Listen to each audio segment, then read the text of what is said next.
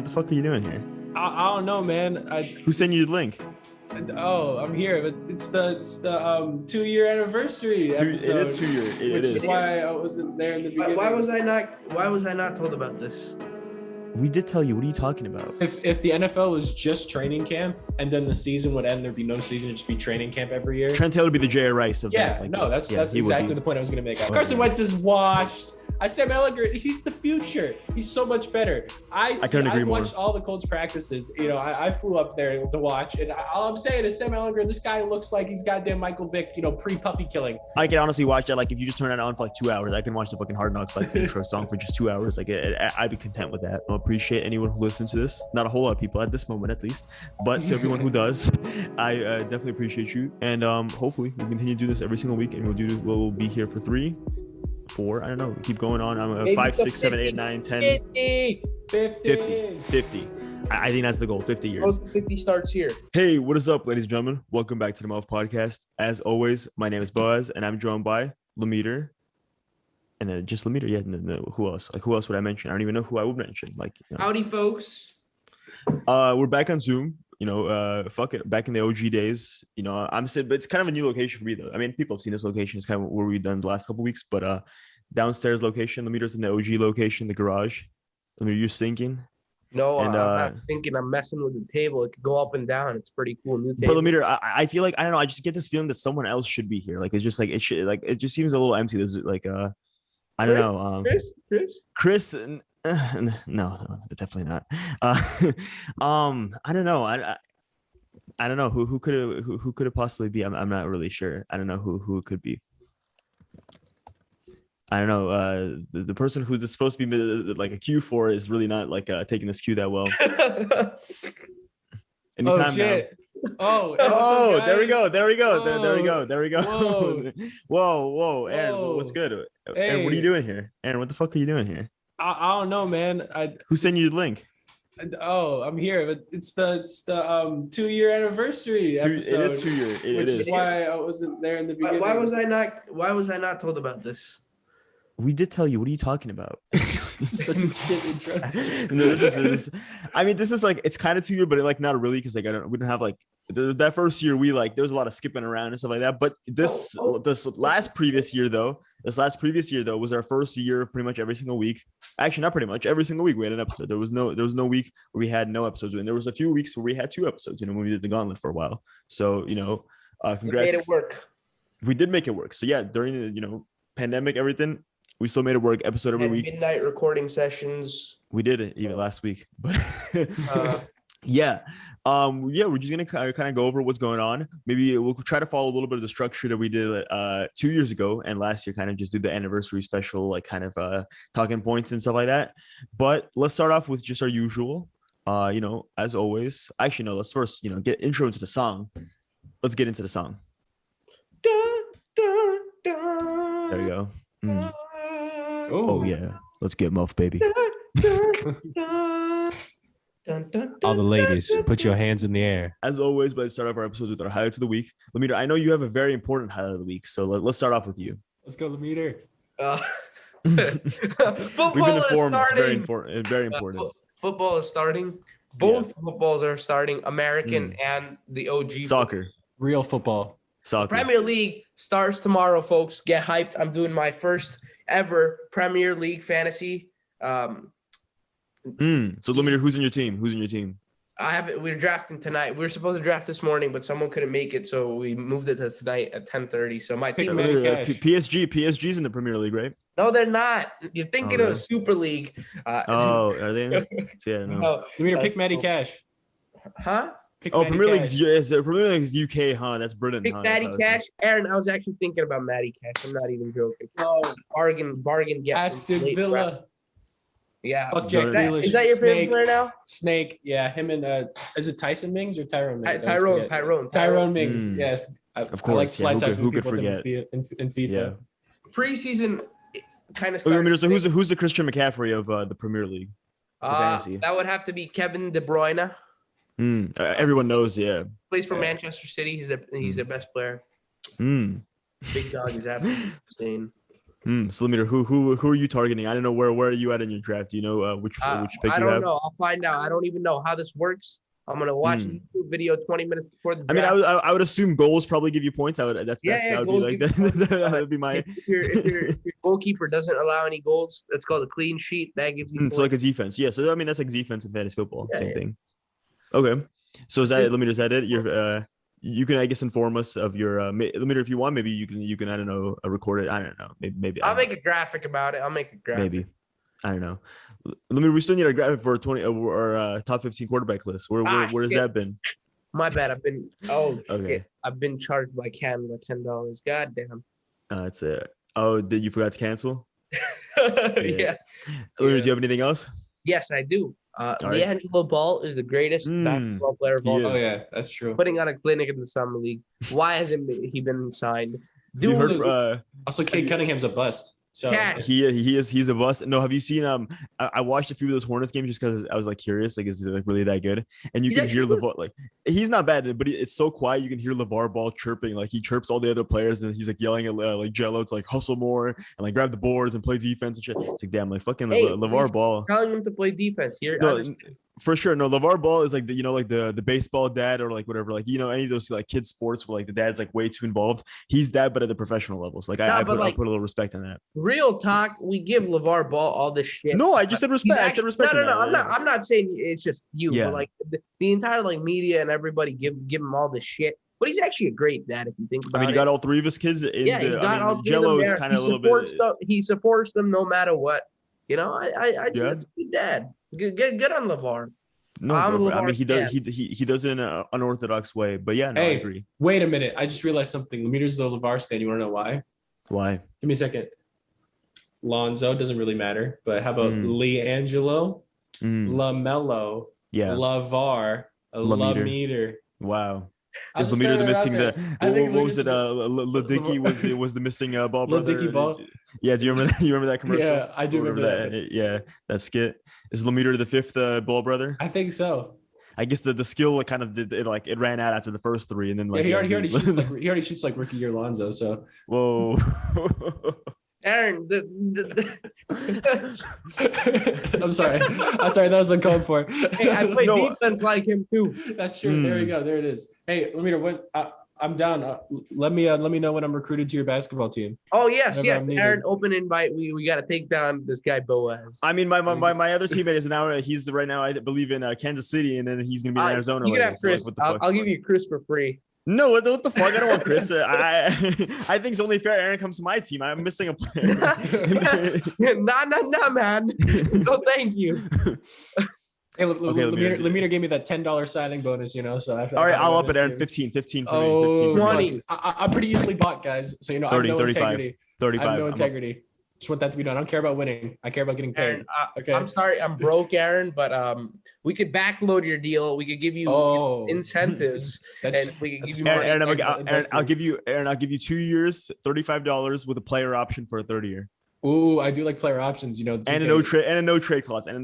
Ooh. Aaron, we're only guaranteeing you $20 here, but if you meet all your incentives, you could get $1,000. Whoa, what are my incentives? Yeah, what the fuck are these? You have to score all the points, and we have to win. Oh, I could do that. Yeah, Lemeter, I don't think that you didn't think this through. Like that's like not like super difficult. I'm gonna make sure. You got to do like what is the Ricky Williams? I'm gonna either throw. I'll play defense on Lemeter. I'll just. Lemeter, you fuck yourself. You got to do that Ricky Williams deal, right? Isn't it like when the Saints like they made like the his contract like all with like he chose like all incentive based contract, and then like he fucked himself over. Like he could have technically had like the highest like rookie deal like of all time, but like he fucked himself over because he didn't meet like a bunch of those incentives and stuff like that. Lemeter, do you have anything else? No, that's all. That's all. LiAngelo and the football. Oh, Aaron. Wait. Oh, I already. Lemeter, back to Lemeter. Okay. Gold medal. We're good. Yeah, he did. I mean, no, we didn't because the last time we recorded that was before. No, we did. When? Oh, we talking about them going to the finals. Yeah, Devin Booker scored 2 points, 0 shots made in the gold medal game. Congratulations, Devin Booker. Hey, Second best player on Team USA. Yeah, I don't know about that. I'm not sure about that. Proud. Valley Boy, Devin Booker. I mean, what actually happened to his 3-point shot though? Like, I remember him being like a decent 3-point shooter. He's pretty good. He's like a 36%, 37%. Yeah, but that's like with no volume. That's like that would be like okay, like if you're shooting like the have a volume like a lot of other players do. He shoots like 3 or 4. 4 shots a game. 34. Yeah, that's not. He's a mid-range scorer, man. What can I say? No, he used to be better. I would say I remember him being better. No, all right. Shooter. Okay. Anyways, over to you. I don't know. The finals, and the Olympic Games say otherwise. But Aaron, go ahead. Okay, so I wasn't here last week, so a lot has happened in the world of baseball since I last got on here, and Lemiter is just nice. I got 2 of those. I got 2 of those. Lemiter right there. Oh, he was flipping off. Lemiter, you fucked up. You're so close to the camera, I couldn't tell. I thought you were just like sticking a finger in front of the camera. Oh. Anyways, guys, do you want to start off with something lighthearted, or do you want to start off something we get right to the controversy? Right. Well, let's get into the conversy. I like the drama. Let's end on a bright note. Okay, we'll do that. Let's see if I get. Honestly, Aaron, fuck the bright note. Fuck the bright note. Let's go drama. Okay, Lemiter, you might. I know Buzz has heard of this first one. So. Lemiter, I do know this one. Have you heard of the Colorado Rockies incident? And I'm not sure if it's the best idea to play that clip. I have not. I will not play the clip. I will not play the clip. I just want to throw this up here. Oh, I have. So basically, yeah, Lemiter, did he say dinger? He did say dinger. But anyways, so Luis Brinson for the Marlins was up, and what it sounded like at the time, even when I heard the clip, it sounded like he was hurling a racial slur, which I will not say. You just have to imagine which one it is. Yeah, Lemiter, who's in Paris again? Who's in Paris, of course. Lionel Messi. So, and there was a lot of controversy behind this, and people were getting pissed off. Luckily for the guy who's not identified, and I say luckily for the twist that happens later. So, Lemiter, you're a big fan of NFL reporters, making fun of NFL reporters. So there's an MLB reporter, Bob Nightingale, who's notoriously wrong all the time, and he announced like a couple free agency moves that ended up didn't happening during the offseason. So people just shit on him all the time. And Bob Nightingale came out and said, "Man, this Rockies fans to be banned from every MLB ballpark and thrown in jail." He said he was about to though, like right, like because I remember the day that shit happened, there was all those like, yeah, this guy's gonna like the MLB like they put out a statement saying like, yeah, we don't like whatever, we don't allow this in our sport and all sorts of things like that. Like they were, I mean, if it wasn't for the fact that like I think they talked to like his like daughter or something like that because she bought the tickets, and then she was the one who was like, no, he wasn't saying that, he was saying Dinger because that was like the mascot's name, and then like that's when. Or the Dingler, I don't know. And then they were like, and then they looked back at the film, I guess, or something, and then they played it over and over again. And I guess they determined like, hey, like, yeah, there's like a D in the beginning. That's the reason why like it can't be the other word that you're thinking of. Also, if you just someone brought up a good point, because if you look at the clip, no one around him reacts. Because I feel like if someone's just hollering like the N-word at someone, you're gonna react to that. But like no one cares, everyone's just smiling, having a good time. If you look at the people, because I won't play the clip, but it's right there. Yeah, no, so, yeah. So it's interesting. I saw one thing though. People were saying like, because he was saying, I didn't know if it was Dingler. I thought it was Dinger. And then usually when you say Dinger, it's a soft G. Usually when you say that other word, it's a little bit of a harder G. And then in the video, it sounded like a hard G, which was what I saw people on Twitter saying like, hey, maybe he's kind of full of shit. Like maybe he's just trying to play it off. But like, you don't say Dinger with like, unless you say Dinger, like in like, but most people wouldn't say it that way. You would say it like in one word. Exactly. So I don't know. There's a little bit of a controversy there. The only time I've heard the word Dinger is when Dante Pettis. He hits dingers. My name is Dante and I hit dingers. Well, the Rockies actually came out with an official statement, which I don't have on the screen right now, after this tweet that said after reviewing the tapes, he was calling for Dingler. So anyways, so next controversy. So the Astros came to visit Dodgers. Yeah. And basically, Lemiter, if you aren't aware, the Astros beat the Dodgers in the 2017 World Series, which is the notorious year that the Astros were cheating and everything. Yeah. Yes. Boom. And the Dodgers are also known to be very nice fans, right? They're very nice, peaceful fans. Assholes. Before I show this clip, all right, we all know what the Astros did is wrong, all right? Yell at them, call them cheaters, insult them, make fun of their fans. But I agree. But what did the fan have to do with it? It's not like he's the one who like. I mean, you can be like, haha, your team has doesn't for have sure. A ring. But like, I mean, it's not like he didn't do anything. But yeah, it's not like no. But I'm gonna say no. They're actually beating him up and like throwing shit at him. Like, you don't need to do that. You can make fun of him. Obviously, you can make fun of the players. Yell at the players. The fan had nothing to do with this. I mean, let's take a look at this clip right here. Is it playing all right? Yeah, it is playing. So you're gonna see. So basically, they were throwing I've seen this. Yeah, they were throwing water and beer at him, and the security had to come in, and as he's getting taken away, some fucking Dodgers fan comes up. Look at this guy. And then look, he just headbutts him right there. And then, And there's tons of videos all over the internet from this series that you can find. It's not just this one, but Dodgers fans once again proving why they're the worst fan base in the MLB. Well, can we just talk about this for a second? Can I just say, right here. Can I just say something? Seahawks fans. Can I say something first? Can I say this for a second? If that Dodgers guy, if after he headbutted him and like kind of like gave him a little push, if he just looked at the camera and said Dodgers in 4, I feel like he'd be like, he'd be a celebrity right now. I feel like Mookie Betts would be, giving him a signed jersey. Cody Bellinger would be giving him a signed. Devin Booker didn't do that, to be fair. No, that was the Suns fan was acting in self-defense. Well, we don't know what happened before those clips, so we don't know. Maybe there's prior history. He was literally walking up. He was maybe in the parking lot. Something. You don't know. There might have been prior history. You have no. Still, you self-defend yourself when you're getting attacked. You don't self-defend yourself 2 hours later. Well, I believe the Suns and 4 guy. Like, I don't think he was. I'm not sure if he got punched before. I think he maybe got like shoved or something like that, or shoved, drink poured on him, and yeah. Well, this guy, you see, I mean, there could have been prior history, but I'm just saying, if he just looked at the camera, I think you could have mitigated the situation completely if you just looked at the camera and said Dodgers in 4. Nah, this dude's an asshole. Well, it's not just this 4 dude in particular either. I was making more of a joke, but yes, no, I agree. It's not just this dude. There's so many other clips that I'm not going to get into. This is just the one with the best view. This is the viral one. Yeah, this is the one most viral. So, I mean, like, there's also incidents of a Dodgers fan stabbed a Giants fan in the bathroom like a couple years ago, but that's understandable though. That's understandable. That Giants fan was probably trying to get a whiff of the Dodgers fan's fart, because Giants fans love smelling farts, and he felt uncomfortable. But that's besides the point. That's not what we're here to discuss. Now let's get into some more lighthearted stuff. He stabbed him out. But anyways, okay, let's get into some more lighthearted stuff. So Tiger's social media guy, undefeated. So this guy comes out and says, Tiger, watching O's Tigers and realizing how little I've thought about the Detroit freaking Tigers in my life. What a boring franchise. Have they mattered since Ty got them? The Tigers come back with have you mattered since this ratio. So I thought that was interesting. Damn. Body bag. Exactly. I thought that was interesting. And then the fucking screen share things. And though you're going to look at yes, De'Aaron Fox in my background. Call me a fanboy all you want. I don't give a shit. And do you think Tony La Russa would be a fan of that? I feel like he'd be very much against ratioing. Yeah. Great segue. Because speaking of Tony La Russa, his Chicago White Sox are going to be taking on the New York Yankees in the Field of Dreams game. So we're going to look through MLB Instagram here. Look at some of the fixtures. Aaron Judge in the cornfield. Yep. Look at that. And then we got I think that's Eloy Jimenez. I can't tell who that is. Big baby. I'm pretty sure that's Eloy Jimenez because he's 74. And then I think I saw who was I think Alex Rodriguez, whatever, he was like, like he took a picture too, right? I think in it. I don't know. Yeah, he might have. Oh, wait, that's the actual. You can take a quick look at the stadium here. It looks pretty sick. It looks old timey. They actually built like a stadium around the cornfield. Mm-hmm. So I'm excited for this. It's today while we're filming this. So by the time this comes out, you guys would have seen it already, I guess. But no, it looks really sick. It looks cool.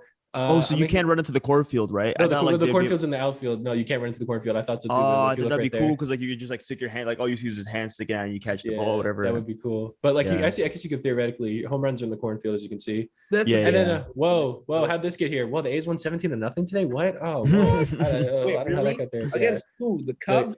No, the Cleveland Guardians. Team for Guardians. The Cleveland Guardians. I'm just gonna like that. I really like their baseball logo. That looks pretty sick. The A's or the Guardians? Guardians.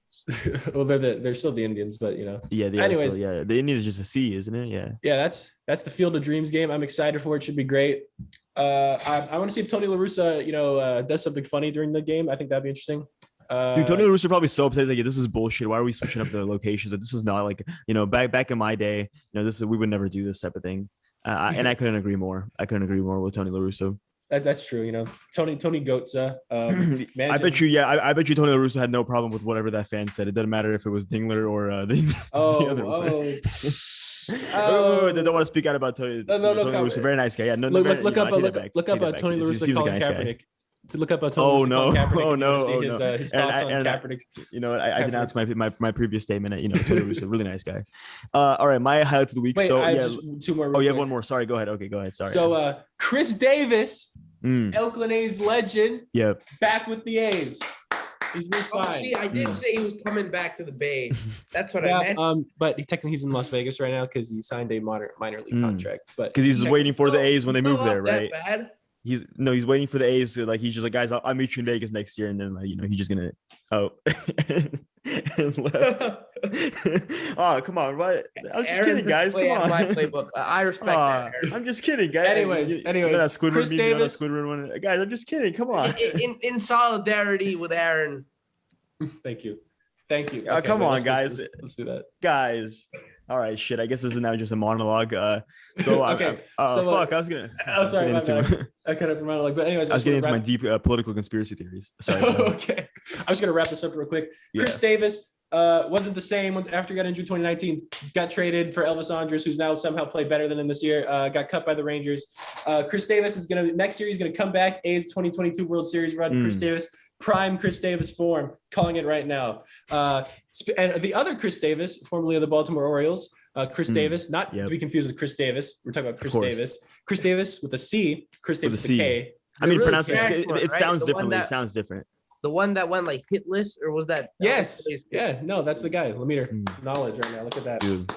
Look at that. 0 for 51. Worst streak. Anyways, he's retired now. He retires. So now currently there are no Chris Davises in MLB technically anymore. But Chris one Davis, in the minors. One in the minors. Hopefully he'll be back. So yeah, I just want at least one Chris Davis in my life. Anyways, continue, boys. That is it for me. That's it for you. Okay. So I mean, we already talked about this. Yeah, U.S. men's, they win gold in basketball. So yeah, and then the Draymond Green, to follow up with that, later the next day, he goes and he's on Twitter and he starts dunking at every reporter who's like, he pulled up like all these like highlights from like First Take and what's his name, Nick Wright, I think was like, yeah, like I think Slovenia is gonna win gold this year. And then Draymond Green was just pulling up every single one of them and just be like, oh, at that age. So that was cool. I like petty basketball players. Kevin Durant, Draymond Green, I like that, just out of their own playbook. Next one, Mike Thomas, him and the Saints, their whole feud. That's kind of cool.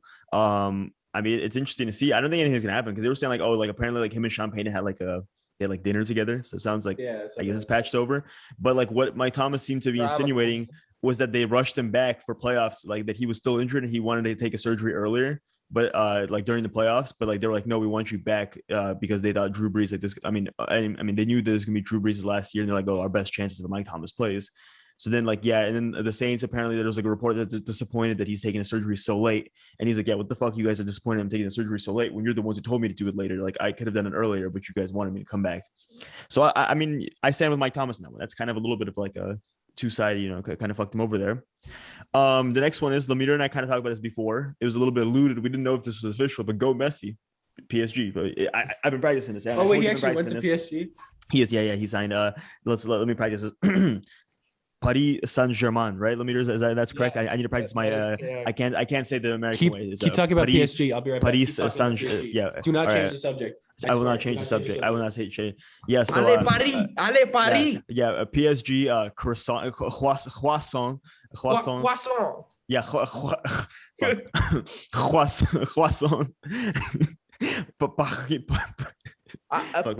Paris. Yeah, but Allez Paris.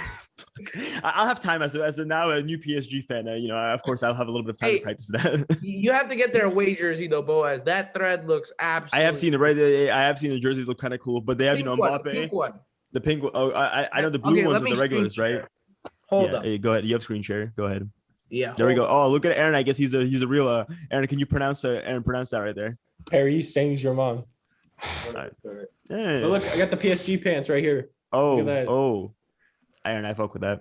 Thank you. Aaron's a big Allez Paris guy. Oh, you know it. I'm more of an Mbappe guy myself. I mean, I'm cool. Mbappe, Messi. Look at this thread. Absolutely Neymar. Beautiful. Oh, that's pretty cool. Yeah, that's not. But what are the blues? The regular ones. The blue ones are pretty cool. I saw that like whatever. All the photoshops before they were just showing. Those are pretty cool too. They have a Jordan jersey too. Yeah, it's the Jordan. Yeah, they're sponsored. Exactly. Yeah, they're sponsored by Jordan. Yeah, because of Neymar. Because he recognizes greatness. That's why. Jordan he does. I agree, Aaron. I couldn't agree more. All right. Next one I have is so the Hall of Fame game that happened last week. We watched that. I watched a little bit of it. Painful to watch. I would say. A lot of missed field goals. Dwayne Haskins was there, so that was cool. Dwayne Haskins. Ben DiNucci was there as well. We'll talk about that's foreshadowing to Hard Knocks, but Ben DiNucci was there as well. But Peyton Manning's bust, I mind you for a second. They were very generous with his forehead. I'll say that. Like his forehead was not as big as like it is in real life. They didn't give him the HGH forehead that he has in real life. Whoa. But they made him very angry looking. I don't know why, but he just looks like he's like really pissed off. It's like, Peyton, like calm down, man. Like, what are you so upset about? But yeah, I think he had a cool bust. There was Calvin Johnson had a really cool bust. Calvin Johnson was just like this really focused one. Like he looked like he's like looking through your soul. But those are the only two noticeable ones that I was like, oh, this is kind of interesting one. Like John Lynch had like a pretty generic bust, like it was a normal one. Calvin Johnson, Peyton Manning just very angry, and then Calvin Johnson just like looking through your soul with like his eyes. Then let's see, the next one I had Isaiah Thomas drops 81 in the crossover Pro Am League. So I don't know, like the people were hyping it up. It's like, oh wow, and he was Kobe Bryant game. Did you see? He was crying. Yeah, he was crying after. I mean, I think someone should give him a chance. I don't think he could be like off the bench. Like I don't think he's a starter caliber player ever since he got injured. But like he's definitely not bad. Though I guess the only issue is he's like a defensive liability. Like he's a complete he's just too short to play any sort of defense like any regular. I mean, no, except Bradley Beal's like probably like 6'2", 6'3". No, I'm just saying defensive liabilities, both of them. Devin Booker as well. Next one we have OJ Simpson. He plays elite defense. OJ Simpson. Stat pattern with no defense on the court. You get no success. No, choking for you is like a 6 cents on the court. You get no 6. It's fine. It's fine. OJ Simpson news. Yeah, no, who would have thought OJ Simpson news? He says he doesn't go to LA anymore because he's scared that he could be next to the killer. So he could be at dinner. He could be like he sits down at a restaurant, and the table next to him, the true killer, the one who really murdered his ex-wife, could be sitting next to him. He doesn't want to be afraid of that. So that's respectable. I know people were making fun of him. People were saying, "Oh, OJ, like maybe like don't look in the mirror or something like that." But I would never, OJ Simpson, he's still actively looking for the killer, and that's admirable in some way that he's sticking with that story. I'll say that. I don't know, Lemire, what do you think about that? You're a big OJ guy. Huh? Oh, thanks, Lemire. What was that? Let's do pop quiz. Pop quiz. What was that? Just yes or no? No. Yes or no? Yes or no? Yes or no? Yes or no? Yes or no? Yes or no? Yes or no? No. Yes or no? No. What? You're not. Yeah. You don't think Dante Pettis is making a comeback? No. I said I'm not a big OJ Simpson guy. No, I wanted to hear your thoughts, Lemire. He said he doesn't want to go to LA because he's scared he's going to be sitting next to the killer. He could be at a restaurant. He could be sitting next to the true killer of his ex-wife. You sit with him every day, OJ. See, I just said I'm not making any jokes. No, maybe he looks in the mirror. No, I'm not making those type of jokes. Those are two easy ones. So that's why I want to hear input, Lemire. You already know my thoughts on this. I wanted to be vocalized, Lemire. Yeah. What are your thoughts on that? Do you think OJ could be sitting next to the real killer in LA? Well, that's if he invites his son over to dinner. Whoa! Wow, a lot of what's his name? Not Marcus. Jason, no, Marcus is Jason. Yeah, Marcus is. I think that's Michael Jordan's son. That's Marcus Jordan. No, yeah, Jason Simpson. I believe. I think so. I'm not a big conspiracy theorist, but I do believe OJ didn't do it. Yep. So you stand with OJ. You agree with that? You agree with that statement that he could be where does Jason Simpson live? Can we confirm? Maybe he lives in LA. Oh, that's the case. My God! If that's the case. Could be, he could be down. Maybe he's not lying. Maybe people are roasting him for no reason. Yeah, I don't know. I thought it was an interesting story. I thought it was a funny story. Next one I had, so Canada's closing ceremony, they all wore jean jackets, which was kind of funny. I don't know, like everyone was wearing like suits and like polos, and they just pulled up in jean jackets, which was like the most Canadian thing I've ever seen. So I thought that was, I was like, I got to put that as my highlight of the week. That was pretty funny. And then we're going to end off with this, which also alludes to maybe something further that we'll talk about. Sam Ehlinger, first, practicing with the first team. Let's go. Lamar Jackson. White Lamar Jackson. No. Lamar Jackson, we already determined he's the black Sam Ehlinger. That's right. Hey, I got one more highlight. I got like a huge highlight. Go ahead. So on, I believe it was Sunday or Saturday, someday, I awoke to this. Or no, I actually watched this event. I woke up and watched this. In the Olympics, India has won their first gold medal in athletics. Very cool to see. Oh, ever? Chopra in javelin. Man, that boy crazy. Did you see Priyanka Chopra? Isn't it the actress? Neeraj Chopra. Oh, sorry. It's my bad. Are they related? I put it all over my social media stuff. I put it on the Muffed Podcast social media stuff. I think I did see. I saw that and I was like, I don't know what that's about. And I think I just scrolled past. I might have liked it and scrolled past. Man, oh man, that was crazy, man. I was so happy that morning. Ooh. In what? In javelin throwing? Yeah. Let's go. But that's like first gold ever, right? You said? Yeah. First gold. That's cool. Athletics. Damn. Yeah, I mean javelin. India would have had the first gold in athletics in 1950 something. the world record holder in the 400 meters was Milka Singh. He was an Indian guy, and he was leading the race. Who could forget? No, he was leading the race with like 50 meters to go, and he turned and looked to see where the other guys were. And in that like split second where he turned, 3 people crossed him, and he finished 4th. Oh my God! Who could forget the 1957 Olympics? That's the story that you're telling. Oh, another cool story. Now that we're on this topic, in the 1950, India did qualify for the World Cup in 1950, but they refused to play, or they couldn't play because they didn't have shoes. It's crazy. I mean, wait. How do you qualify without shoes? No, they had shoes, but like I don't know, man. It was some. I think you probably have to probably different shoes, like probably specific ones for the World Cup. That year, fun fact: that year, India beat Brazil, who went on to win who went on to finish 2nd place in the World Cup. India beat Brazil that year. Yeah, but they had no shoes. It makes my blood boil. Competitive advantage. India could have been a soccer powerhouse right now. It could have been. Dude, just from that one from 1950, just because they won in that, like they could have got it whatever, like in top 3 in 1950. I see. That's the thing. If a country does like get somewhere in a sport, everybody in that, because cricket wasn't that prominent back then, so every Indian would have been flocking to soccer rather than cricket, right? So instead of being a cricket powerhouse, would be a soccer powerhouse. I would be going to FIFA World Cup games, rooting on the U.S., Portugal, and India. Woo! Bro, Lemire, if India qualified as a soccer team, we wouldn't be talking about Paris Saint-Germain. We talk about Paris Saint-Jaipur. You know, that's what we'd be talking about. Oh wow! Why would it be Paris? Yeah, you could have been like the Delhi. That logic was a little bit flawed, but it worked. Nah, dude. That's what I'm talking about, man. That could have happened. Culture. Aaron supporting the pink city, Jaipur. We love that. I was afraid I was gonna say it wrong. You know, like all the buildings there are pink. It's pretty really? Oh, is that so? Are they big breast cancer awareness guys? Yeah, I guess so. I guess so. Have you seen the picture of Kodak Black where he's got like a pink shirt? He's got like pink lean. He's like, I support breast cancer. It's pretty funny. He's got to go to Jaipur too now. He didn't say. You said like next Kodak concert. Is he still in jail? No, he's not in jail. Yeah. Next Kodak concert in Jaipur now. I don't know. Are they big Kodak Black fans in India? There's like a bunch of ancient like palaces there. He could perform in one of those. Oh, you think so? Kind of sick, actually. Bring it down. Hey, I don't listen to Kodak Black. I don't know any of his songs.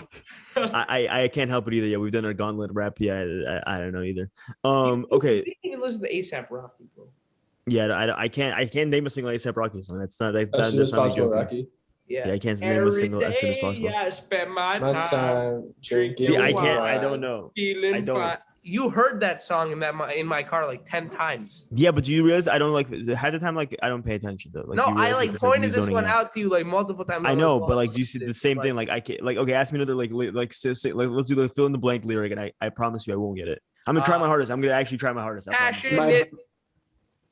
Well, no, I didn't. Aaron talked at the same time, so I didn't hear. Sorry, that's my fault. Passionate from. Isn't that way? That's a Drake. Miles away. Sorry, yeah, that's a Drake. That's a Drake one. Yeah, that's not even. Okay, Buzz. What about this one? Shout out to the WNBA. Got some fine bitches. I don't know. I just put that in there. Keep going. Tall bitches. No, got some fine ass bitches that want to fuck in the mouth. Come on. Oh God. That was from the Gauntlet too. It was. I do. I remember. No, I remember being something about. Yeah, something about. One of them was about Kevin Durant. I didn't want to say something, and it maybe like it was like way like maybe I was like way off. Like I didn't want to be like, oh, like fuck them in the ass, and you're like, well, what the fuck? Dude, what are you talking about? See, like that I was gonna be like, dude, you gotta say some fine ass bitches, some tall bitches. No, it was a lose for you. If you would have said that, I would have been like, whoa, what? And then if you got it wrong, I would do it. Exactly. So I think I played the right move, just not saying anything. Let's move on. Let's do some training camp stories. So like right now. There's not a whole lot going on. You know, basketball's over, draft's over. We're moving on to NFL. You know, Lemire already said football is coming back, or football, it's back. Coming home. It's coming home. It did come home. We already talked about that was last week. No, it came home. The Gold Cup. Lemire and I were talking the Gold Cup. Yes. Yeah, it came home. U.S. is a powerhouse, a soccer powerhouse. But let's talk about some training camp stories, because all the time, I mean, we hear like stories all the time. They come out and then they like, you know, I've done this before. Like I've been guilty of this where like you hear a story and you're like, oh, I'm getting really hyped up. I remember Terrell Pryor on the R Word. Washington R Word is not called the Washington football team, but like I were talking about this before. I remember in training camp there was like a lot of like, oh, like he's like showing up in practice, and then he had that 1,000-yard season in the Browns. So I drafted him in fantasy football like in the 4th or 5th round.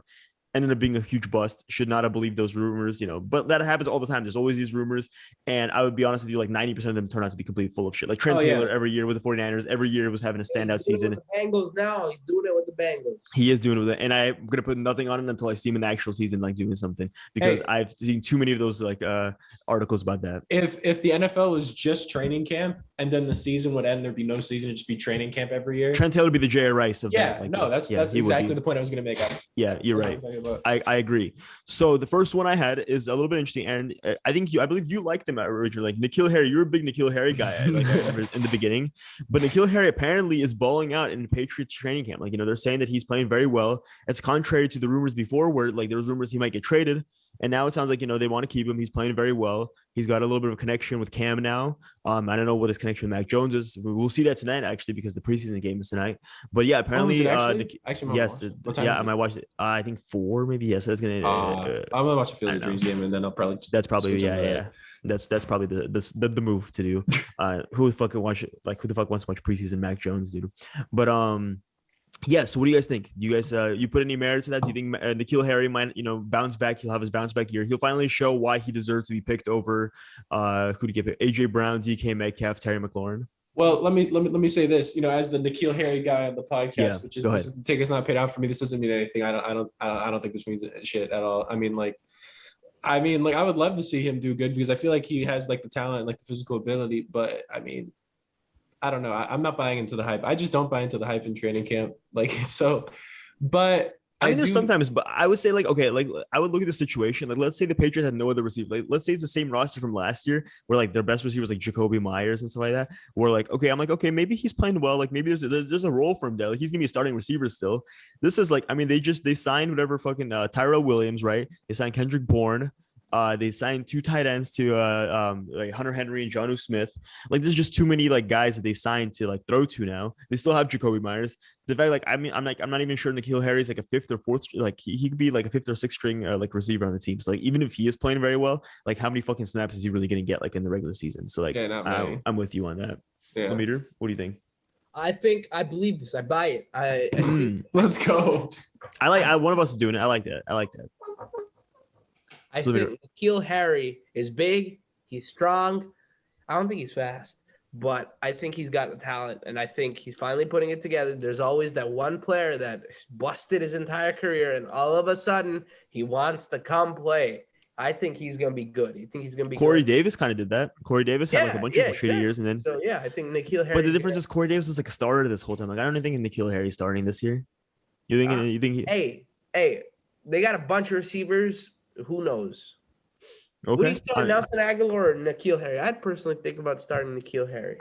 No, I mean you signed Nelson. It's not Tyrell Williams. Tyrell Williams in the Lions. I mistake. They're pretty much the same player. Tyrell Williams, fucking Nelson Aguilar is pretty much the same guy. Nelson Aguilar is faster. He's smaller. I mean, Tyrell Williams are both just really they're fat. They're both like very fast receivers who don't have very good hands. Tyrell Williams is bigger.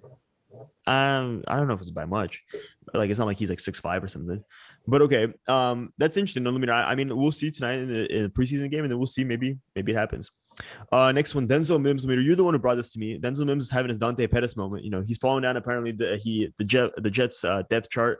He's had a bunch of drops. He's playing with like the second or third team now. Like he's not even like with Zach Wilson. Like they're not in training camp where they're passing and doing that like that. He's not even like going out there with Zach Wilson. So this is a guy who like ended really well because he started off injured. He ended really well with the Jets last year. I thought there was a lot of promise. And then kind of like literally the Dante Pettis situation where like, he was a little bit injured, banged up. He didn't have like the best numbers, but like, you saw flashes that he could be good. And then the next year, all the training camp stories don't sound very good. Let me read one. We start off with you. Since you got a little bit of experience with this type of situation. What do you think? Wow. I think I buy it. I don't think it's going to be any good. I was never a big Denzel Mims guy. I hope he succeeds. I am pulling for the guy. But I was never like a big believer in him. And I think just similar situation happened with Dante Pettis. So unless Denzel Mims gets it in his head that he needs to ball out, he's not going to do well. And I don't think he has bought into it. And new coaching staff doesn't help. And it does fuck over a lot of players in the old regime. Yeah. That's true. I mean, I like Denzel Mims. He was like probably one of my favorite receivers from that class, from 2020 class. I think he still could be really good. And honestly, I thought he'd be really good in this offense. So like a big body receiver is kind of what they were missing. Like they have Corey Davis, who's kind of like he can do everything. He's got really good separation on that. And he's a big body guy too, but he's kind of like more like run after catch type of player. Like Denzel Mims is more like a toss up. He's gonna get a goal line fade. And then they have Jamison Crowder, right, who's like their speedster kind of shifty slot player. But I thought he could fit really well. I hope that it changes around. I hope maybe in the preseason or maybe like, the same thing with Dante, we were saying, like, hopefully it puts a chip on his shoulder, maybe pisses him off a little bit. He tries a little bit harder. But if not, I'm going to have to stick with you, Lemire, that I think there's a chance this could be real. And this type of behavior, usually if it happens and it's still like being reported about, it usually means like, because usually, I mean, like, let's say he gets frustrated, maybe like one practice or two practices, or he's like mildly frustrated. Nobody really reports that. Like, it's like, okay, like whatever. Nobody really cares. But the fact that it's getting reported like on national media, like I think I saw Adam Schefter talk about it, like and like you just see like these big news, like these aren't just like the small blogs. Like you hear like stories about the 49ers, like only we know just because like we follow the 49ers bloggers. Yeah. But like when you start hearing these stories about like from the national media, it makes it sound like this. It's kind of probably something. So I'm gonna stick with you that I think it is something. I agree, because most of the time when I talk about training camp hype, I just mostly hear it from, like small Niners reporters who are just tweeting just like, well, Juwan Jennings is going to be the next Jerry Rice. And you're just like, okay, let's calm down here. But I mean, like, I do kind of buy this, especially because it's from the national media. And the report that he's falling in the depth chart, right? Yeah. So that's he was practicing with the second and third string, I believe. Yes, he wasn't even like with Zach Wilson when they were throwing the ball around. Okay, see, that makes me believe it even more, because usually the reports is they look good, they look bad. They're going to have a good season because of this. They're going to have a bad season. But this is this is reporting the facts of what's happening within the organization. She's falling in the depth chart, which makes me believe that's actually true. And I buy into it. So I think that's the reason why. Okay. So I think we're all on the same page here. So the next one we have is a little bit more 49ers related, but I want to also like group it together with the Bears. Apparently not apparently, but Trey Lance and Justin Fields both shown out of practice. They both look very good. They both look very talented right now. Like I saw people like power ranking like quarterbacks, how they looked in training camp and rookies. And Zach Wilson has been all the way in the bottom. And then like Trey Lance and Justin Fields, I've seen like in the top, or like with Trevor Lawrence and stuff like that. So, but the question is, do you believe that either one of them can supplant their starter, Andy Dalton with the Bears and Jimmy Garoppolo with the Niners by week 1? High key, I feel like Justin Fields has a higher chance than Trey Lance. Why do you say that? Go ahead. Because elaborate on that. Because Andy Dalton was signed by the Bears this offseason, and Jimmy Garoppolo is a guy that they paid a shit ton of money and got him to a Super Bowl. So I feel like it only makes more sense that Justin Fields would be starting over Andy Dalton rather than Trey Lance over Jimmy. Because I feel like the 49ers are going to hold out hope on Jimmy. Like, oh, look, it's Jimmy. We're going to have like Alex Smith, not Aaron Rodgers, Alex Smith, Patrick Mahomes type situation. He's going to learn. And then over in fucking the Bears, they just had Andy Dalton. Like, no shade for Andy Dalton. He was good in his years in the Bengals, but like they just signed him. He's not familiar with the system really. It doesn't really make any sense why. I could, but like I feel like it's more likely that Justin Fields. I see where you're coming from, but I actually think I don't know about the opposite necessarily, but I think the fact that they just signed him this year. Usually we just look at just stop the mic. Usually we see the writings on the wall. Like even like when Mike Lennon got signed when Trubisky was there, they started him for a few games. Usually, and like Tyrod Taylor, Tyrod, I gotta pronounce it correctly. Tyrod Taylor. They started for a week and all that. So like I feel like usually when you sign a guy, just because like you already promised him a contract, you usually play him week 1. But I do think if we're just talking about like who has a faster path to becoming a starter, I agree with you. I think it's Justin Fields. But I'm not. I think so. I before was saying like we were at Niners training camp last week. And, we were watching Trey Lance look very good. And I was saying, I think I could see him starting week 1. To be honest, I think I'm still going to stick by by week 4, week 5 for sure he's starting. But I think I agree with you, Aaron. I think Justin Fields could be starting by week 2. I don't think he's starting week 1 just because the moment you sign a guy like that, like it's not often that you sign a player and then you and like the whole point is he's supposed to be like a bridge quarterback and then you don't even use him as a bridge quarterback. Like usually, I mean, in examples like I just gave you, usually it happens. And then so I think Justin Fields might be like by week 2 or week 3. And I think Trey Lance by like week 4, week 5 is where I would say that I think they'll start. But week 1, I will say both Jimmy and Andy Dalton will be starters for the Niners and the Bears. Lemire, what do you think? What do I think? Let's see. Sorry, I'm trying to articulate my thoughts right now. Okay.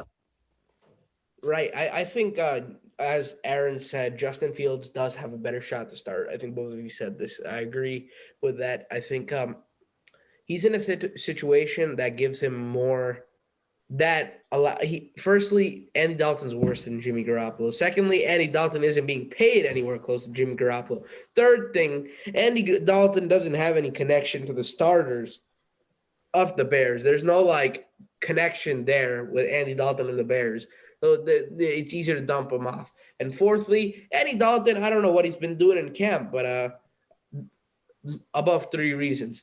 But for Trey Lance, for sure, but I don't think like Andy Dalton, like I don't think they're gonna cut him. Like you were saying, like whatever, like, to get rid of him. I don't think they're gonna cut him. No, they're gonna use him as a viable backup. Right? No, I think he's a bridge. I mean, I think I would still think that like I think the only reason you sign him is as a bridge, and like if the I think you just put him out for 1 week just because, and then like you hope that he shits his bed and he shits his pants on the field, and you put Justin Fields in. I think that's kind of like the Bears game plan, and just like let's put this guy out here just in case Justin Fields is not very good, and then Andy Dalton shits his pants. Justin Fields looks good. We throw in Justin Fields, all good. Yeah, I can see that, but I still think Justin Fields might start week 1. For Trey Lance, it's a lot more tricky. Shanahan hasn't pivoted, hasn't moved from the stance that Jimmy's starting. And that may be like saying, some people on Twitter overanalyzing, Shanahan hasn't given Trey Lance any snaps. He's thinking 10 steps ahead. No, what if he's not? What if he's literally just not giving him snaps with the first team because he's not planning on playing him with the first team, right? Or I was gonna say, or he's trying to like trade him. Like I mean, Andy Dalton's not trying to get traded. If you're trying to trade, if you Garoppolo's value up, it could be any of these things. Like I don't think sitting on Twitter and analyzing like you're freaking J.K. Rowling here is gonna make any sense. J.K. I don't know. Yeah, I don't know. if J.K. Rowling's an analysis. J.K. Rowling more of an author. She's more of an author. Hey, let me. Not transphobic, but I have heard of her. Some of her takes. Yeah, she's a very big homophobe, from what I've. No, I don't know. I don't think she has anything with gay people. I think it's transgender. She tweeted out that Harry's gay just for no reason one time. But I don't think she I don't. But I've seen her ones where like she doesn't want like trans people to use the same bathrooms as like trans women to use the same bathrooms. Yeah, but that neither here nor there. We're talking something about we don't need to. Talking about the 49ers and the Bears. Yes, we somehow figured out how to talk about trans issues. Let me go ahead and continue. Yeah, so I think Jimmy Garoppolo has had a more than solid camp. From the reports that we've read, he's had an above average camp, barring Grant Cohn. I mean, to be honest, I don't like the whole above average camp like thing. I mean, he looks like, he looks fine. Okay. The 49ers, what I'm trying to say is 49ers have 2 obvious starting caliber quarterbacks. I don't know if I could say the same thing about Andy Dalton with confidence, is all I'm saying. I agree. No, I agree. That's why it's harder to unseat Jimmy than unseat. Especially Andy Dalton after seeing what he did with the Cowboys. Honestly, I had more confidence in him when Dak went down. I was like, Andy Dalton's not bad. Like, he's not horrible, and he looked pretty bad. He looked shitty. Speaking of Grant Cohn, when's the gauntlet with Grant Cohn and Vish? Oh, yeah, we need to speak about that. Aaron, it's never happening. I think it's just something we're just going to always allude to, and it's never going to come anytime now. It's never going to happen. Oh, it's like Donda. It's exactly like Donda. It's like Aaron, Grant Cohn, Vish rematch, whatever, 2034. That's when it'll come out. Okay, let's see. Next one I have. So we already talked about this, my highlight of the week, but we didn't talk about like in very depth. Sam Ehlinger practicing with the first team. Does that mean anything? Jackson? I mean, oh shit. Lamar Jackson is black. No, fucking Sam Ehlinger is the black Lamar Jackson. I said it. He's a black Lamar Jackson, except he's white. But Aaron, go ahead. Do you think this means anything? Is Sam Ehlinger the starter for the Colts? Oh, you know what I think it means? I think it means Carson Wentz is hurt. That's what I think it means. That's very deep, Aaron. Hey, come on, we're trying to get some clickbait here, and we're trying to get some clickbait. Oh, okay, sorry. Okay, so we're gonna clickbait this, right? Okay, sorry. Yeah. Sorry. Oh, this is actually believable coming from me because Carson Wentz is washed. I said Ehlinger, he's the future. He's so much better. I've watched all the Colts practices. I flew up there to watch, and all I'm saying is Sam Ehlinger, this guy looks like he's goddamn Michael Vick, pre-puppy killing. More mobility, a better arm, just a better processor. I look at his processor, and he's a downfield runner. He's a go get him type of guy, a lunch pail type worker. He's blue collar, sneakily athletic. How many more can we fit in there? How many more cliches? I'm telling you, Sam Ehlinger's the real deal. He's good. Carson Wentz could be out of the league by 2022. All right. Okay. So now we're stopping. Clip that. Right. There we go. I think it's just because Carson Wentz is hurt. And I think there's nothing more to that. Well, I mean, it's still surprising though that Jacob Eason is that Sam Ehlinger is above Jacob Eason. Is it though? He's the black Lamar Jackson. Come on. That's true, and that's an excellent point you bring up there. Lemire, what do you think? Do you think that do you think Sam Ehlinger will be the starter come week 1 for the Colts if Carson Wentz is not back? I think Eason has. I'm a big believer in Jacob Eason. For those who didn't know, I think Boaz, you know this, right? Just because he went to Washington. Yeah, you know how much I like UW. Losers waitlisted me, Anyways. Oh, that was a Dante Pettis type of thing. I thought you were Dante Pettis. Jacob Eason. It was probably my number 2 school on my list. I did end up getting in August though, but wait, you guys are getting into schools? Oh, that's a whole. This is like a 2-year story. Lemire is giving away. It's a whole different story for another day. I think Jacob Eason's better. I think they're just trying to light a fire under his ass. Just in case, Well, yeah, but why is he better? Why you say he's better? I mean, I don't think he's like. What do you do that makes him? I seen him in practice today. I saw some clips. Courtesy of Swag Okereke. Oh, I don't know, Zach. Yeah, have you seen his? Is he a Jacob Eason guy or is he a? Guy? I know what's name. I know Michael Pittman Jr. Him and I think Paris Campbell were like working out with Eason as well. So I feel like maybe they have a little bit of a connection. But Aaron brings up a good point there. Sam Ehlinger is the white Lamar Jackson, or no, Lamar Jackson. Sam Ehlinger is the black Lamar Jackson. No, Sam Ehlinger is the black Lamar Jackson. So I mean, there is a little bit there that Sam Ehlinger doesn't really, that Jacob Eason doesn't really bring that Sam Ehlinger would bring. But yeah, so my take on this is I don't think it really means a whole lot. I'm with Aaron. I think all this really means is that maybe like in training or in the preseason, like maybe like whatever, like he'll get a little bit more reps in the beginning, but like I feel like that's honestly just an adjustment thing. Like let's say this first preseason game, Jacob Eason comes out, he looks fantastic, and Sam Ehlinger is struggling. Then I think the next week you'll flip it around. I feel like they're pretty much neck and neck, and maybe they have Sam Ehlinger slightly above right now just because of athleticism and stuff like that.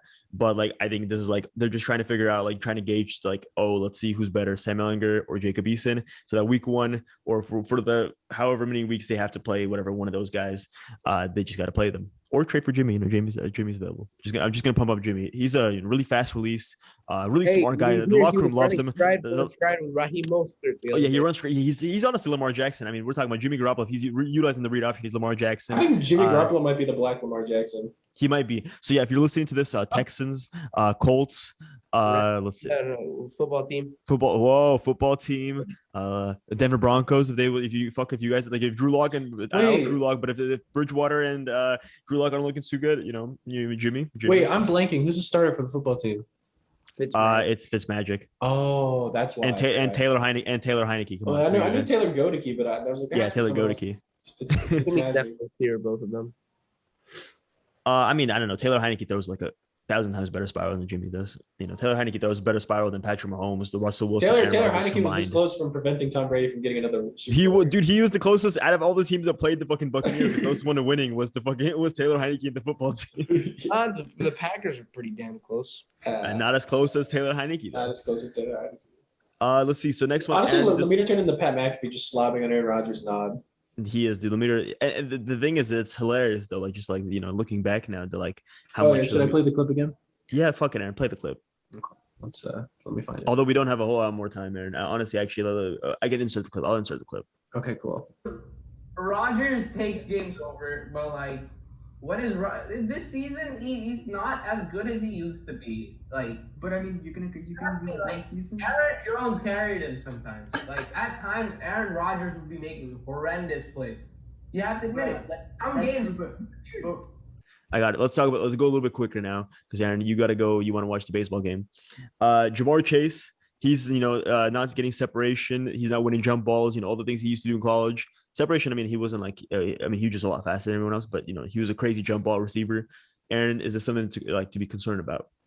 No, I don't think so. Because if you remember last year, Justin Jefferson had a really terrible camp. According to reports, it didn't even start first couple weeks. I do remember that. Yeah. Now we all know what happened there. So I feel like.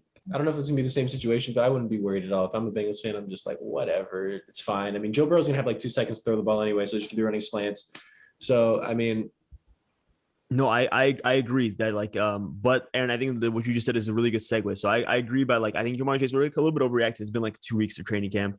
It hasn't been really all that time. And Jamar Chase, I mean, I've seen him in LSU, crazy athlete. I think, he'll get it together. And plus he's got rapport with Joe Burrow. So I think they should be good. But Lemire, this one's for you. The Bengals O-line right now, everyone's talking about how Joe Burrows looks really rusty. He's getting hit a lot in practice. He's getting rushed in practice. The D linemen are getting really fast to him. The offensive line, I think there was something like Michael Jordan, who I forgot. There's an offensive guard for the Bengals called Michael Jordan. Oh, that's right. He's apparently. Yeah, he's apparently awful. Like he's letting like guys just pass him like every time. So everyone's saying like was the Jamar Chase pick like not was that maybe like we were saying this before, was this maybe not it? Like should have Penei Sewell might have been it? Like maybe that should have been 100%. Joe Burrow is scared right now. He doesn't trust his knee mentally, and that's true. So do you think this is something to be concerned about? Do you think Joe Burrow, the Bengals offense, in theory, people were saying like they should be really good. Joe Mixon is there. They got 3 really good receivers. One of if we're just talking about like trio of receivers, they got probably four. Like a top 3. Really 4. They got 4. They got Jamar Chase, Tyler Boyd, Higgins, and Trent Taylor, baby. And of course Trent Taylor, yeah. And of course Trent Taylor, yeah. Whoa, what is Lemire's just a big Trent? Lemire's a big Trent Taylor guy. Dude, honestly, okay, if Joe Burrow becomes a bust, Jimmy G goes to the Bengals. The third down connection between him and Trent Taylor, though. Hey, Joe Burrow is pretty much identical to Jimmy G. That's like something. Joe Burrow is Jimmy Garoppolo. I'm telling you, just more athletic. No, I would say slightly better arm. Pre-ACL Jimmy Garoppolo is Joe Burrow. Less turnover plays. Just look at it. Just look at it. I can see what you're saying. Like their mold is very similar. They're both like not like super strong arm. They're not like most athletic. They have like fast releases. They're pretty similar. Like throwing wise, they have a similar motion, quick release. Yeah, but I think Joe Burrow is better. I think at least last year from when he was healthy, he has a higher ceiling. But and I think even then he was better than what Jimmy was. Pre-ACL Jimmy, I believe he had a ceiling of top 5 in the league. Yeah. He looked good, but I don't know. No, he looked good. He just a good comparison to like Brian Hoyer and Colin Kaepernick. Did you see that? Okay, no. The Minnesota game where he threw to Pettis, where he went like this, or bumped into somebody. No. Yeah, we lost that game by 20 Lemitre. No, they lost that game by like 7. No, I think it was a big one. That's fine. Whatever. It doesn't matter. I think that was a big loss. So, okay, the last 2 ones, we got 2 trade rumors. CJ Henderson and the Jaguars, and then Xavier Howard. Ooh. Xavier Howard is not really a rumor. We already know, like, he's requested his trade. He made it pretty public that he wants to be traded. But Brian Flores, though, he didn't said, like, no, we're not trading him. Like, we like X. We want him on our team. So, do you think, Aaron, do you think either one of those guys gets traded? And do you think the CJ Henderson news is even legit? So that's because that one's not even confirmed yet. Xavier Howard is confirmed. Well, Xavier Howard actually came out that they're looking on a contract extension, right? I think so. Maybe they were talking. It did. So he's not getting traded. He's staying there. They're actually working it out because the Dolphins are a good organization. I've been saying it since I came on this podcast. Okay, let's talk about a bad organization now. The Jacksonville Jaguars. Okay, well, that's probably one of the worst organizations. Which is like, yeah.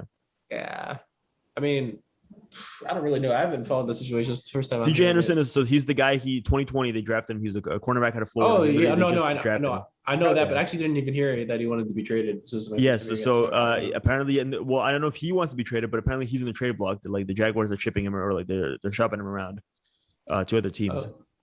Interesting. I mean, I don't know why they would do that, but maybe. I mean, I guess he hasn't been too good. Yeah, he hasn't looked too good. But other than that, like, I mean, they just drafted him though. Like, I don't know. I'm not really into that whole like you give up on a player like literally like after 1 year. Yeah, no, I don't know that either. Lemitre, what do you think? Unless that player's Josh Rosen. Sorry, that wasn't called for. I mean, that didn't work out for the Cardinals. That worked out pretty well for the Cardinals, and not so good for Josh Rosen. Yeah, it's uncalled for. I'm sorry, Josh. All right, Lemitre. I just got a text where someone called me Jason, so I don't know what that is. Oh, that's OJ. OJ must be texting. Oh shit. Anyways, what was I gonna say? CJ Henderson and Xavier Howard. What do you think about those 2 situations? CJ Henderson and Xavier Howard. Right. Sorry, lost my train of thought. Mr. Whoever's called me Jason. Sorry, you did text me like 3 times. Or Orenthal James Simpson. Go ahead. Yeah, I'm not Orenthal James Simpson. All right, back on topic. I think CJ Henderson. I think who's that? Ben Albright on Twitter. I think he's the one who said it. Yeah, there may be smoke to the fire. CJ, they might be open to dealing him, which I think is absolutely stupid. But I believe him. I think he's a reliable source. I think I can see it. But what? With that being said, Niners. If you buy low. Hey. Throw him. We have like no other corner other than fucking Jason Verrett. We have literally no other corner. They could have Jalen Hurd, B.W. Webb, and Dakota Shepley. There we go, and a fifth. Dude, I mean, fucking Hurd. I mean, I bet you that's a Trent Baalke type player, a guy who's been injured all over the place, but like, oh, he's got a little potential. I kind of like it. Like, and get some insurance for Trevor Lawrence. Give him Jimmy. Get me CJ. Give him Jimmy, and we'll swap Jimmy for Minshew. We'll take Minshew. No. We'll take Trevor. Oh yeah, we take Trevor. Oh, okay. Of course. Young rooks in a two quarterback system. Players. I've been fighting for the two quarterback system this whole time. Hey, Tom Brady. The funny thing, Kyle Shanahan might actually run a two quarterback. Listen, Tom Brady, whatever he was in a two quarterback system in Michigan. That worked out for Tom Brady. So, but I know, but I'm talking about two quarterbacks in the field at the same time. Oh, I mean, I guess with Trey Lance, you could he could be like a receiver type. Listen very closely. So there's the center on the left side. There's Jimmy on the right side. There's Trey Lance, and they both have their hands under the center, so you don't know who's getting the ball. And the center snaps to the right and to the left. And then also you can have Jimmy under center. Then have Trey Lance. We pitch it to Trey Lance. Trey Lance could be like a run and then bomb it if he has to. That's what I'm talking about right there. That's cool. And I think you have to look over the rules. I'm not sure if you can I guess because it's behind the line of scrimmage, you pitch it. But if you pitch it forward, can Trey Lance still throw it even if it's behind the line? No. You have to pitch it backwards. I think so, yeah. So you gotta behind the line of scrimmage, pitch it backwards to Trey, and then Trey can throw it. You gotta do like that. Was that Danny Amendola play, whatever, with Julian Edelman? You remember that? Yep. You gotta do something like that. So because then we can have Jimmy to manage the game on third down. We have Trey Lance to actually get meaningful yards. Mm-hmm. And I think that's a genius idea. I just don't know who you'd maybe you'd only run two receivers, Richie James, four offensive linemen, third receiver. I'm just kidding. I think that's smart. Kyle Juszczyk's pretty much an offensive lineman. He'll be. Oh yeah, honestly, maybe there we go. There we go. We figured it out. He's like an athletic left guard anyway. Like that's pretty much the same. Let's do our last thing that we're gonna talk about. We did this last year. We did this 2 years ago. Last year was kind of shitty though. Hard Knocks with the Cowboys, episode 1. Knock on wood if you're with me. That was 2 years ago. Last year it was literally the only notable thing I can think of is them just shoving the thing up their noses or whatever. There was like the whole, remember that montage where it was just like them shoving Q-tips up like players' noses. Like that was sick. But this episode, Cowboys episode 1, I actually thought was pretty good. I thought that was pretty entertaining. Like comparison to last year, I thought that was very entertaining. Lemire, you told us you've been watching. Lemire, what were some of your what are some of the things? Yeah. The friendship between Ezekiel Elliott and Dak Prescott is very pure. I think I honestly, this actually might be one of my favorite duos in the NFL. Mm-hmm. So what was cool? What did they do together? What was the I think just Zeke's laid back personality. I think it's pretty cool. No, there was something really cool. Like remember, Zeke was like wrapping something up for Dak. What was he wrapping up? Let's not get into the details. Honestly, Lemire was doing pretty good. Watch the details. Lemire was doing good until I was like, no, you got too specific. A little off. You started getting too specific, and I was like, there's something off. Like he did not watch it. Okay, I guess Lemire sitting this out. It was a suitcase. It was a suitcase that he got him for his birthday, for Dak's birthday, because it was Dak's birthday, and Zeke's birthday was the week before that, and Dak got him something. So Zeke was wrapping up a suitcase for his friend Dak. That was the answer. I did watch one clip, just them talking. I think they're pretty funny. I was gonna say this: the Cowboys fans are not very likable, but a lot of the Cowboys players are I find that's the case for many teams. It's always the fans you hate. It's never really the players, except in certain cases. Seahawks and the Patriots. Chiefs, Ravens, Saints. Oh, Chiefs also, yes, and Saints. I like Jameis. What about Michael Thomas? Slant ball. I have a text message. I'm about to bring up a screenshot. Lemire Twitter screenshot that would say otherwise. Lemire, I don't know if you want me to bring that up though. You know the one I'm talking about. Bring it up. You know the one. All right. Okay. Aaron, continue to talk about Hard Knocks. I'm going to bring up this screenshot. Okay. Me personally, I really wish we could have got more action in like the actual game, like they used to do in the old Hard Knocks. Really, I think we'll get at this. I think this week because it was like, dude, I was watching the Hall of Fame game. It was so boring that they probably had cool plays to show. Like it was the worst. I mean, also is number 10 Cooper Rush? Is he back in the Cowboys? No, it was Garrett Gilbert, I believe. No, but there's another guy named Rush. I know Garrett Gilbert. Garrett Gilbert's number 3. Anyways, I was excited to see Ben DiNucci there. Some DiNucci sightings. And, he looked awful. I'm gonna say that every single time they showed Ben DiNucci, it was either an interception or him like overthrowing someone by like 10 yards. It was like, oh my god, dude, why would they gotta show that about my guy DiNucci? Like, there's gotta be at least one completion, right? There's gotta be one like good play. Like it can't be just all bad ones. Yeah. Okay, I had the screenshot by the way. Sorry, I keep interrupting you. Aaron, can you read that out? Or is it I'm proud to announce I am no longer a can guard Mike hater. Today, earn my respect. And if you say he's the best in the league, I won't even question, even though I really do like Julio. Let's go, Mike. From a year ago. Wow. I gotta delete that shit. Dude, let me just I have a screenshot. 2020, just coming back. I have a screen. I have a screenshot. It, so you can delete it. It's just like what your parents say. Nothing. When you put something on the internet, it never goes away. It never goes away. It never goes. So Aaron, yes. Sorry. Go ahead. Go ahead. What were you gonna say? Compared to like last year's Hard Knocks, this is like way more entertaining. Compared to so much Hard better. Knocks, I just feel like it's kind of an average episode. Like I don't know. Yeah, no, I think the Raiders one was not bad. The Browns one was probably like, if we're talking about like the last 5 years, probably the most entertaining one, just because you had and I think that one of the more entertaining parts of that one was when you had like Greg Williams and I'm blanking who's the offensive coordinator there that they had. Was that the really fat dude? Was it the defensive coordinator? No, that's the Bob Wiley. That's the offensive line coach. But they just had so many personalities. So it was the defense coordinator and the offensive coordinator. They were like chirping each other. I remember like Myles Garrett would like hit Baker Mayfield. One of the plays like, "Yo, stop hitting my quarterback." And it's like, "Yeah, why don't you make your line block better if you don't want him to hit the quarterback?" And they're just like chirping each other. And it's just Hugh Jackson just sitting there, just like, "Oh, come on, guys, let's not maybe argue." That was like a really that was a good Hard Knocks. But I think this one has the potential because they got the personalities. They got some personalities there. All I'm gonna say is I'm glad to see Bones back, or Fossil. His name's Fossil, right? Bones, the special teams coach for the Cowboys. He was on the Hard Knocks with the Rams. Was that the guy who was talking about his vasectomy? Yeah, that was the funniest shit, dude. Dude, that was to see Bones back, man. He was on Hard Knocks 2016 with the Rams. Bones is back on Hard Knocks. Dude, that's a good person. Dude, when you just talk about his vasectomy and all the players just sitting there like, what the fuck, dude? Like, wait, so you can't come anymore? It's like, no, like, dude, I still can. Like, he's talking about like the procedure. That was like that was peak Hard Knocks right there. Where it's just like, I don't know why this is so entertaining to me, but like this is just like hearing NFL players, like 20-year-olds, just like learn about a vasectomy from like their coach.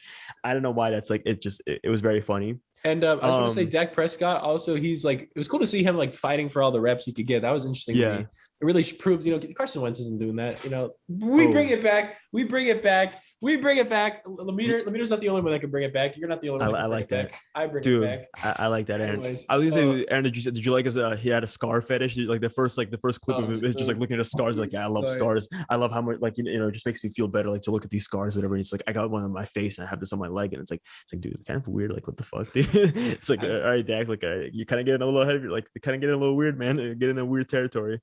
I mean, Antonio Brown pulled up in a hot air balloon to his. That is no, but this is like he had like a scar fetish. Like he just like kept. No, I wouldn't say it's a fetish. He thought it was cool. He said scars are cool. Yeah, I don't know. It say fetish. I mean, well, fetish doesn't have to be sexual. It just means that he's a little obsessed with it. He's a little obsessed. Fetishes with are sexual. No, it isn't. Fetish doesn't have to be necessarily fetish. I'm looking this up right now because I think that's not true. We're gonna look this up.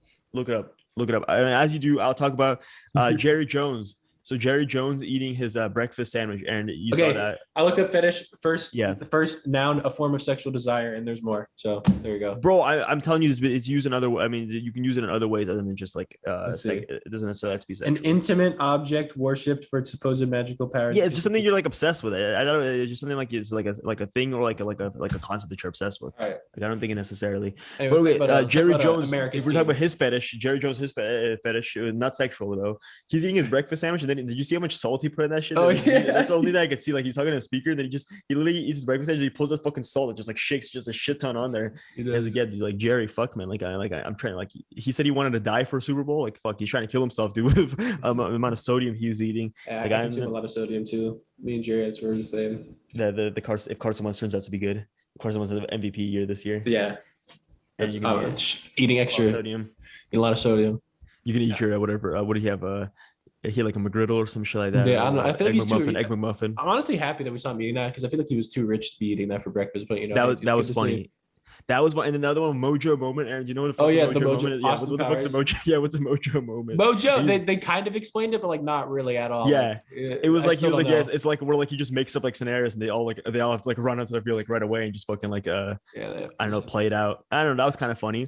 The house was cool too. That was a cool ass concept. Like the Niners don't have that, but like they all have like, because remember I was telling you like, the Cowboys like training facilities like in like the middle of like some neighborhood, but apparently it's not like it's not a neighborhood. It's actually just like fucking they have all these houses where they all live there. Remember they have like their bikes and they take their bikes and they ride it to like they literally live like right next to the fucking training field. So that's kind of cool. Like all the players just they all live like in one area for that whole like training camp. That's kind of a cool concept. That is cool. So So I thought that was interesting. Let's see. Oh, the Ben DiNucci thing we talked about, the vasectomy. Micah Parsons in his snack obsession. He's just running around. He's like, yeah, anyone have snacks? Yeah, Penn State, we had snacks all over the place. Like, anyone have Dude, snacks? I love Micah Parsons now after that one episode. He's funny. Yeah. Dude. His mom, and then I don't know why I just found it funny. He just literally the whole time he's running around and getting snacks, and then he like calls up Dan Quinn, which is like that was a cool sighting. Dan Quinn was a cool sighting to see, and then he's like, yeah, dude, yeah, can I get a little more playing time? I'm like, all right, no, you can't get any more playing time. So he goes into the fucking halftime locker room, can get some just gonna get some orange peels, and he's just eating his fucking like orange slices and shit like that. Dude, I love Micah Parsons. I'm rooting for him. I liked him, but yeah, I liked him before. He's a really cool player. And then that's getting a little bit of adjustment there. The number 11, that was kind of weird though. Seeing a linebacker wear 11. We saw Jason Brett number 2 at Nair's training. But for some reason that wasn't as strange to me as seeing like a linebacker. I'm expecting in his 50s, and he's wearing like a number in the 50s, and he's like wearing 11. Goddamn, not my America. Linebackers are Tony La Russa wouldn't be a fan. 40s, 50s, 60s, 90s. That's my linebackers right there. Yeah, no, that was good. And then Ben McAdoo and Dan Quinn. Seeing those two guys, just seeing like fucking Ben McAdoo got fat. I'm just gonna be honest. Like I don't remember him being that fat. I don't even remember seeing Ben McAdoo, if I'm being honest with you. He's like their like offensive consultant. So they had who's their actual offense coordinator? I forgot, like the guy who's like the left-handed quarterback. Oh, Kellen Moore. Kellen Moore. He's a state legend. You can't forget Kellen Sorry, Moore. I'm so sorry. But he looked young as fuck. You remember there was a part where they showed him, and like I was like, who the fuck is this kid? Yeah, he looks young as fuck. I don't think he's that. But he looked like he could be like, if you told me he was like 20, if you told me he was like 23, I would have believed you, because he looks really he's young. only 33. Yeah, but he looked like he was like 20 in his 20s and stuff like that. But then they had fucking Ben McAdoo with his like slicked back hair, his gel back hair, like in his Giants attire. I mean, I miss Ben McAdoo. I haven't gotten enough Ben McAdoo content in a while. Fun fact. When I was a kid, I was convinced Kellen Moore was going to be like an NFL great.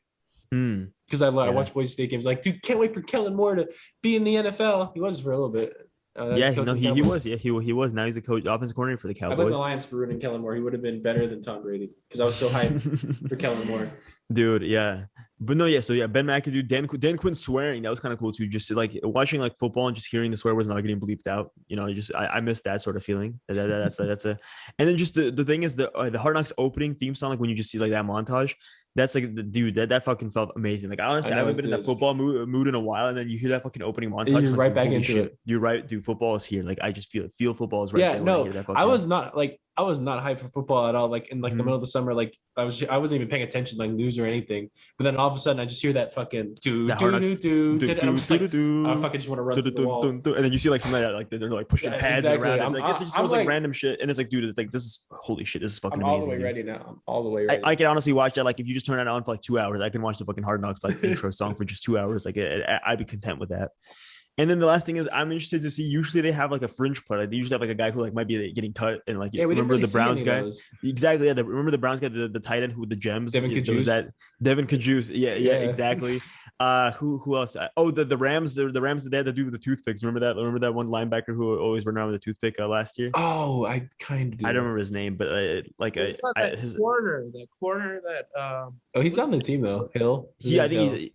Yeah, the corner. I think. Yeah, I remember that too slightly. But I just remember the linebacker with the toothpick, and like he wore it in game. I was like, dude, like holy shit! Like, what if you swallow that? Or, like you bite down, like it pokes through your tongue or some shit like that when you're making a tackle. Like that's like doesn't seem very safe to be just fucking playing linebacker with a toothpick in your mouth. But that was cool. But yeah, there was nobody like that, because they talked about like who was there. Zeke was there. Dak was there. CD Lamb. They showed him a little bit. He got hit in the nuts. That was funny. Yeah, that was. CD Lamb. He got hit in the nuts. Ben DiNucci made a few appearances when he was just overthrowing guys. But there was nobody like, and then Dak's the cake thing was kind of cool too. They brought the cake out. The cake. And the funniest thing, did you see? So Dak like gets the cake in his hand, and he's like about to throw it at them, but then he remembers like, oh shit, I'm not supposed to throw it. Like I didn't even realize that. So then he walks over, like smushes it in his face, but like you can see like there's a second where he's about to throw it, and then he like catches himself and doesn't throw it. that was funny. That'd be funny if that's the way that Dak's out for like week 1 is because he threw a cake instead of rest. He threw a cake, just like his arm just like falls out. He's like a Lego minifigure, and it would be Zeke's fault for bringing that cake. Yeah, like it's his fault. What do you think? You smush a cake in someone's face, and he's not going to throw it. That's exactly what I'm saying. Lemire gets it. Lemire gets it. Lemire was a big fan of Hard Knocks. He knew he was just testing us. He wanted us to know like what gift Zeke was given. Of course. Lemire, what happened? I thought you told me you watched it. What? You heard me. I thought you told me you watched it. No comment. But you know what I was just doing? I was making the 53-man roster right now. Making Kyle Shanahan's job easy. But that's at the point, because, you know, I'm going to watch the second episode, guys, and you guys are going to be proud of me. Okay, Aaron, let's do this, Aaron. We're going to make a commitment. Aaron, you and I will not say a word. We'll run the whole Hard Knock segment next week. Okay, got it. You know, we'll just sit there and you'll sit there and listen. When does it come out? Tuesday? It's Tuesday nights. Yeah, Tuesday night. Do I have to pay for it? Do you have HBO Max? I don't. Okay, well then I can slide you my password. Okay. You see what we gotta do to get Lemire to watch Hard Knocks.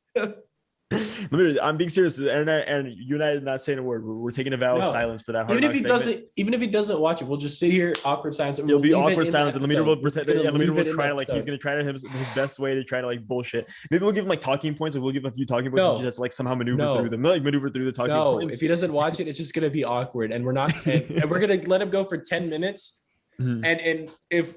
Even if he's like 2 minutes, like, guys, I don't want to do this anymore. I'm done. We're just gonna be like, for 8 minutes, we just have to sit there and just like. we won't even say anything. We'll just look at I like that, Aaron. We'll give him a 10-minute. Like, yeah, if in 10 minutes he can't come up with anything, then we'll like intervene and like we'll talk a little bit of Hard Knocks. Yeah, we're not gonna cut him off though, and we're gonna keep that 10 minutes.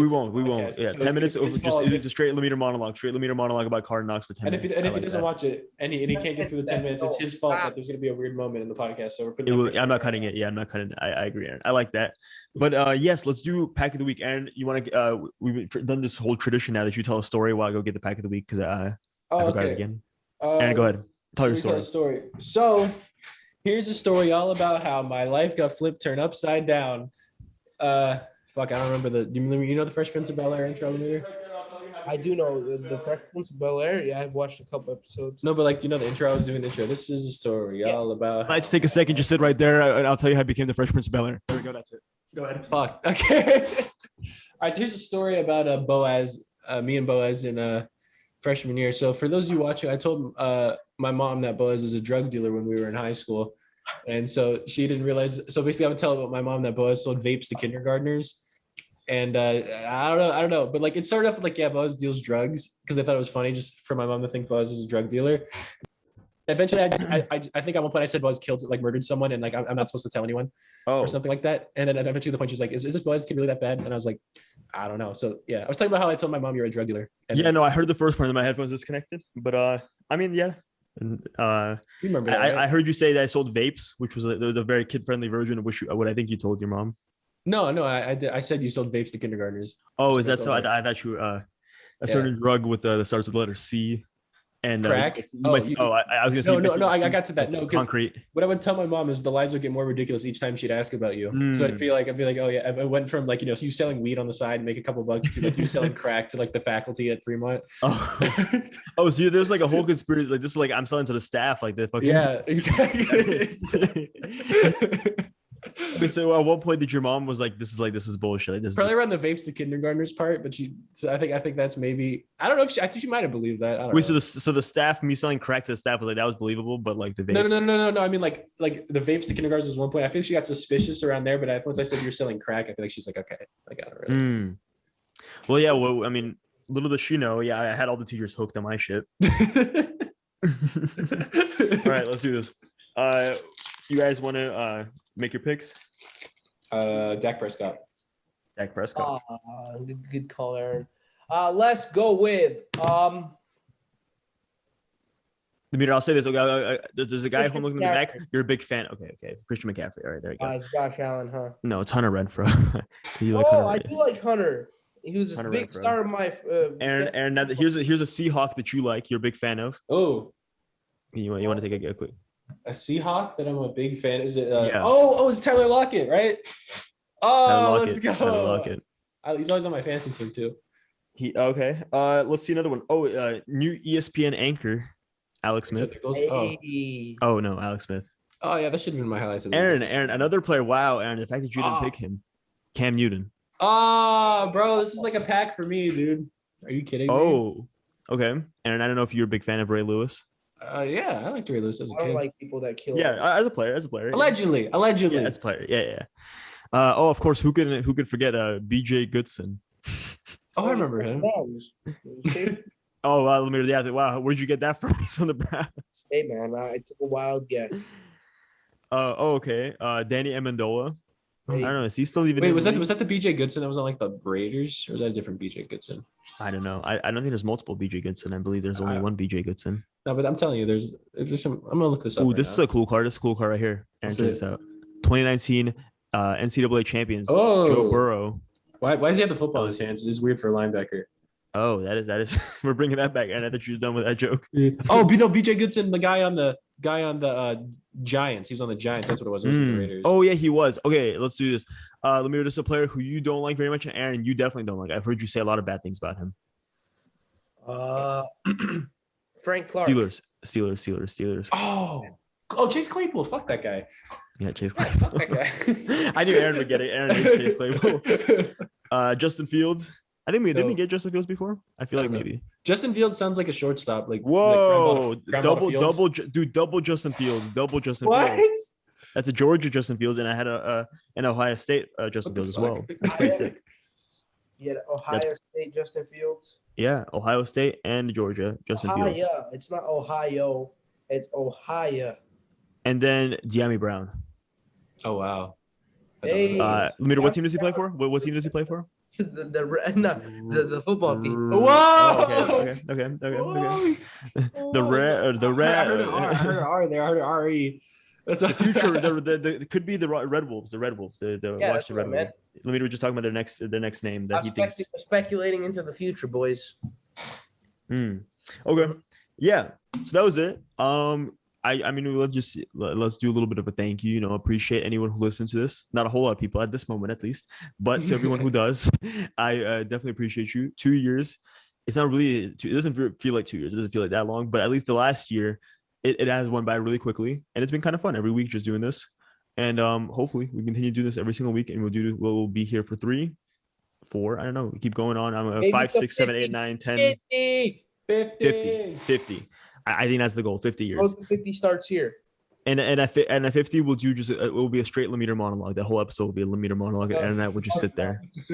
It'll be exactly a full hour-long episode of Lemire just breaking down. He'll be like scene by scene breaking. No. I think it should be Hard Knocks, but scene by scene breakdown. Like he's gonna be like a director's cut breakdown. And Lemire will just be sitting there and like with his little film thing or this little clicker thing, and he'll just like scene by scene be watching Hard Knocks and just dissecting everything there. And then Jimmy Garoppolo III is gonna be like the star quarterback of the Dolphins. I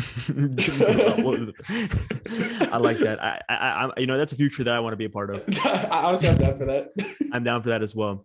And with that being said, that's it. That's the episode for us. Been a good one. We'll see you guys next week. Peace.